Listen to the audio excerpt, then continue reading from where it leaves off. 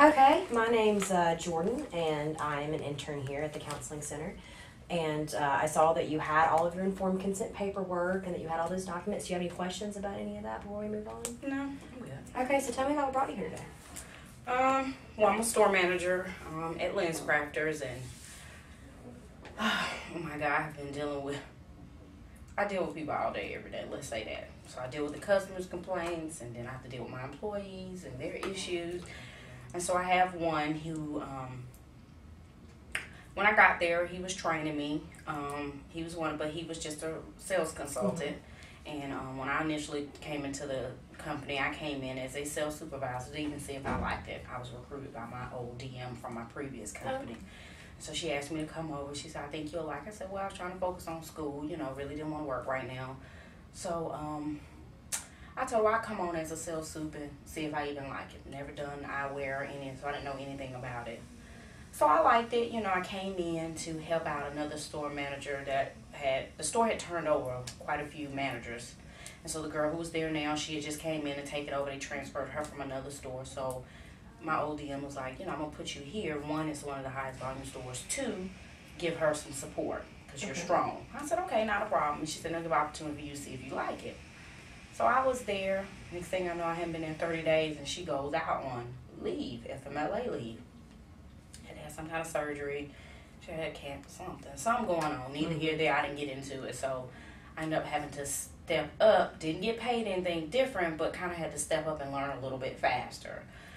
So I deal with prescriptions all day. Mind you, I know nothing about that aspect of it. I wear glasses, but I don't know anything about what goes on behind the scenes of it. They have a great lab manager. He kind of taught me as I went along, and then the guy I'm wanting to talk about today, he was kind of teaching me too. He'd been there for like 3 years, so he knows quite a bit. His name is Andrew.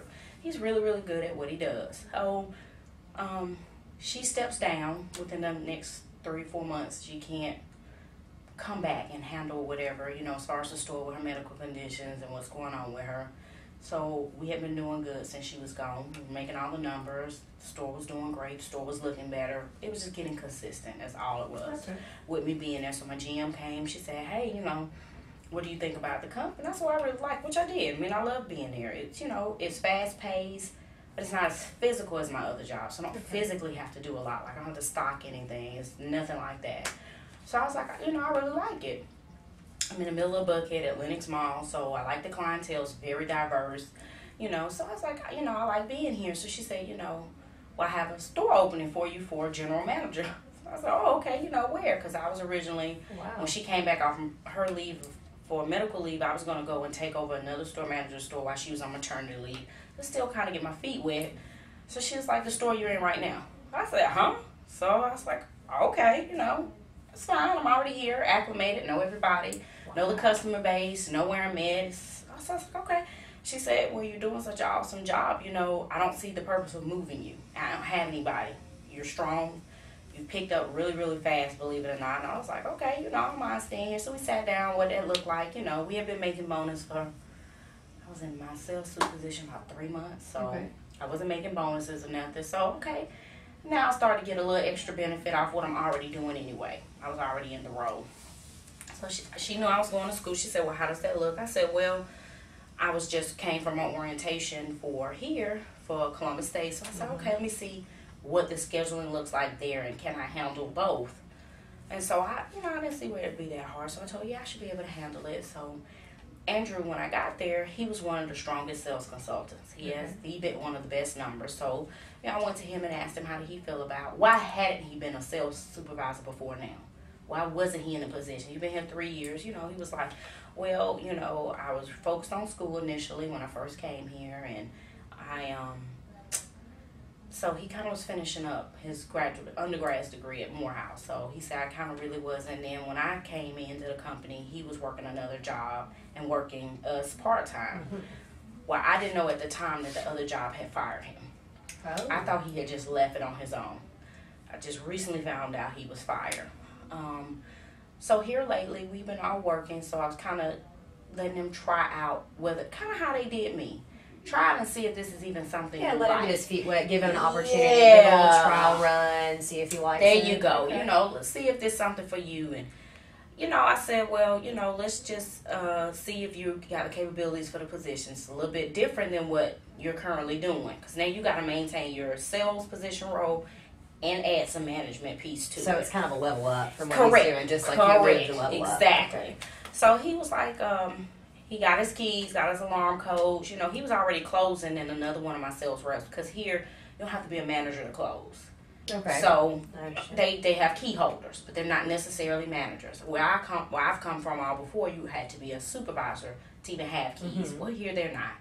Which, you're not responsible for a whole lot, so I can see why it's not this major inventory loss. Okay. We had that conversation. Month goes by. We did really, really good in the month of July. We doubled our bonus that month, so we're going into the month of August. We're rocking and rolling in August. We double up in that month, too. It sounds like you've been really successful. Yeah, since you got this position. Yeah, we went from not making it when I got there to literally we're making it. And you did this in a pretty short time frame too. Exactly, and for someone who knows nothing about this, exactly. I said, I'm learning as we go, but I do understand management. And I understand people. My background has been in the last 10 years, and I understand customer service. There were two things they were lacking, was consistency with management and then customer service. So they were selling, they just were having a lot of issues after the sale that weren't being corrected. Okay. So I think we don't have anybody there to follow up on that piece. It kind of gets thrown to the wayside. We're making the money, but we're not keeping the money, so we're getting returns, or people coming back with issues, and it was because there just was no consistency on the management side. Okay. So Andrew, just over the last couple of weeks, he's kind of had like this nonchalant attitude. He went from, we literally be there sometimes, me and him, when I was just set before I even became a manager, we'd be there sometimes, like, Drew, it's time for you to go, you're supposed to have been off, but because he's helping a customer, he wouldn't leave till he was done, or if we got busy, he wouldn't leave you hanging. Okay, so he seemingly had like a really good work ethic.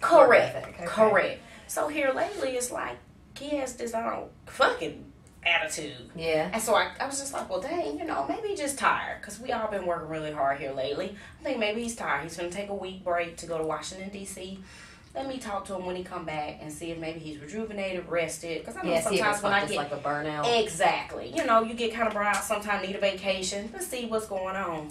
He comes back, and I think it's worse. Oh, wow. He's switching his shift with people, not communicating it with me, and then you're not realizing that you're in a management capacity. So sometimes the shifts I have us on, I got us in the midst of peak time. Times where I don't have weaker associates. Mm-hmm. You switching with them, you don't ask me. So last Thursday, he calls me. No, Olivia calls me. One of the sales reps called me. She said, hey, she left him a voicemail. She said, hey, I want to find out if I could work for Andrew tomorrow morning. Well, in the mornings when we open up, we're there by ourselves about 4 hours. You got to be really strong and roll by yourself like that. Olivia is one of my weaker associates. I'll call back. I said, hey, Liv, no, y'all can't switch, because... For one, I just don't think you're strong enough right now to handle being in there by yourself.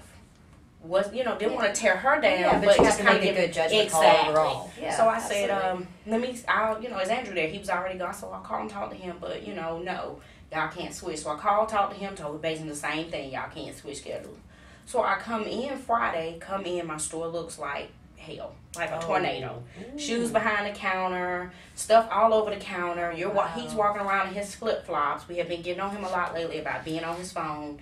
He does this texting thing, constantly texting all the time, even when he's on the floor at work. Okay, so basically what I'm getting here is that you felt like you gave him this opportunity to move up. Right. And that he basically spit in your face about it. Like, he basically acted like you gave him more responsibility, more power, and he's just kind of throwing it to the wayside. Right. So that's gotta be frustrating. Oh my God, that's so not the word. And it's the things like not closing the store up like he's supposed to. Are there any other examples you can give me about his nonchalant behavior? Not closing the store, switching the schedule anyway. After I tell you can't, I come in, you switch with her anyway. Well, I was letting her cover the rest of my shift.